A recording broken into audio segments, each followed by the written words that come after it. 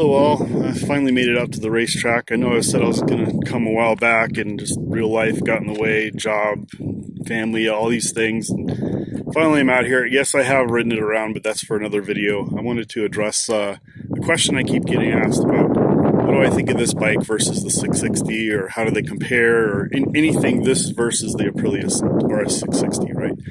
So, well, first of all, those of you who know me know exactly where I am. My favorite places to be, right? Anyway, yeah, so before I get into that, there's kind of this notion I have, and maybe some of you have, about full-size bikes versus smaller bikes. And in the US, this is a smaller bike, right? This is not, kind of a full-size bike. So, the 660 is a full-size bike. It has 2 discs. Weighs 400 pounds. It has kind of full-size tires. It's 120/70 front, I think a 180 rear. And the smaller bikes generally have a 110 front, 110/70, which is what this bike has, and something like a 140 or a 150 rear, which this has a 150. So it's a smaller bike in regards to the tires, but also the weight, right? So this one's, you guys will have to remind me. I don't remember how much it weighs, but it weighs a lot less than the 660. It weighs closer to the 390 than it does the 660. And the 390 I consider, the KTM RC 390 is kind of the ultimate small sport bike for me. So they're really not in the same class, right? So it's kind of not even really a decision that you make, like which one's better or which one this and that. It's what are you going for, right? So I actually like small bikes. I have owned large bikes. You've heard me say I just sold my Ducati Panigale V4. So the 2 bikes that I rode on the track for quite a while was the Panigale V4 and the RC 390, kind of the 2 opposites of the spectrum. And I grew to like small bikes, so I like the 457. Could I have the 660? Yes. I haven't bought one. I bought this because I like the kind of the challenge of riding a smaller bike quickly. Yeah, the 660 really is, when you get on it and you ride it, it feels like this is a full-size sport bike. It doesn't feel that awful different from something like an R6 or even a RS4, right? They kind of, they have kind of the same sized feel, where this one's lower to the ground. When you get on it and feel the lightweight, it feels lighter. It's only got 1 disc. It's the smaller bike. So they really don't compare in that way. But one of the interesting things that I think they have done with these is, when the 660 came out, it was kind of obviously the bike to have if you're going for like a track-focused sport bike in that class, right? Because they had the R7 and the Ninja 650, and I'm trying to remember what else. The Duke 790 sorta, but it's a naked bike, not a sport bike. The 660 kind of blew all that wide open.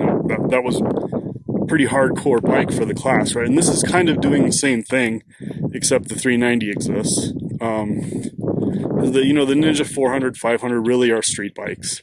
The R3 is smaller. It's really a street bike.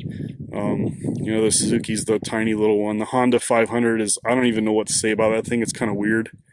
I don't understand it really. This is like, this is a sport bike. It's a street focused bike, but it's a sport bike. It's got aluminum frame, they thought about it. 390 is complete track focused sport bike, which is why I love it. But anyway, this has